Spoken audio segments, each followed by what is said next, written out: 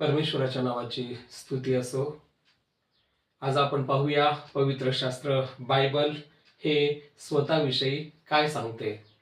पवित्र शास्त्र बायबल त्याच्या स्वतःबद्दल काय सांगते. तर दुसरं तिमोथी याचा 3रा अध्याय आणि वचन 16, तिमोथ्याचं दुसरं पत्र 3रा अध्याय वचन 16 सांगतं, कारण संदेश मनुष्याच्या इच्छेने कधी आलेला नाही, तर पवित्र आत्म्याने प्रेरित झालेल्या मनुष्याने देवापासून आलेला संदेश सांगितलेला आहे. तर संदेश जो काही पवित्र शास्त्रामध्ये वचन दिलेला आहे, जे काही मानव जातीसाठी त्याच्यामध्ये उल्लेख झालेला आहे वचनातून, तो उल्लेख पवित्र आत्म्याच्या प्रेरणेने प्रेरित होऊन मनुष्याने देवापासूनचा जो आलेला संदेश आहे, तो संदेश मानव जातीसाठी दिलेला आहे.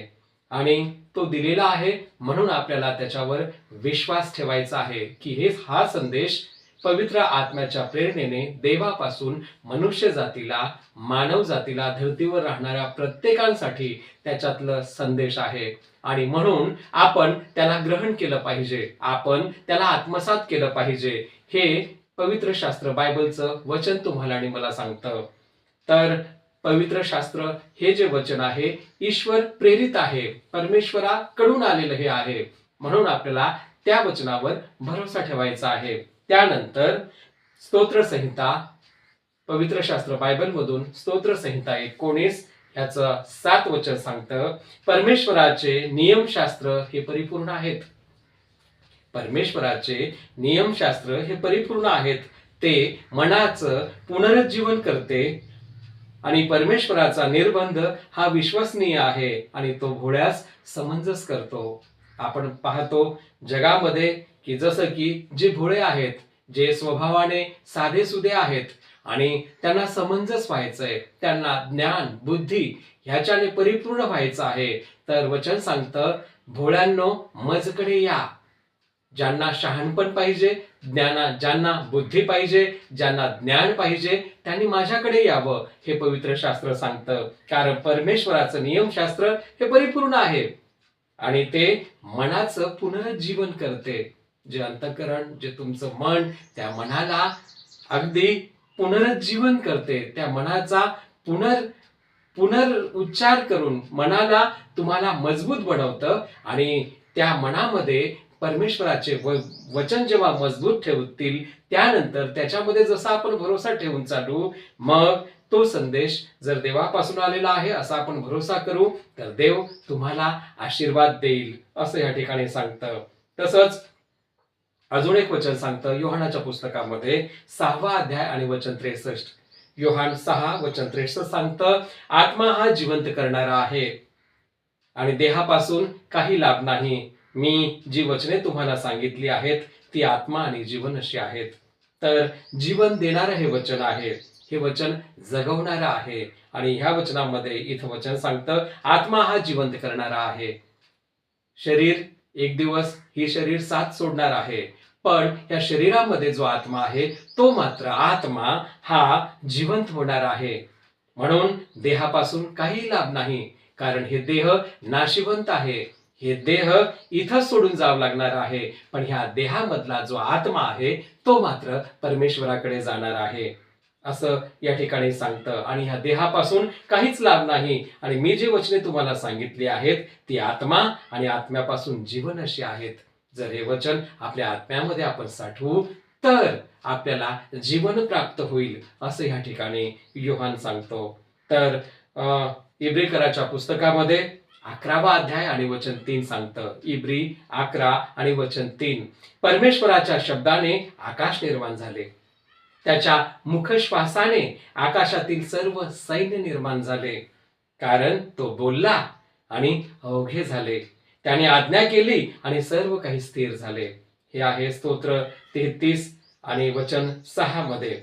परमेश्वराचा शब्द जेव्हा परमेश्वराने बोललं त्यावेळेला आकाश निर्माण झालं.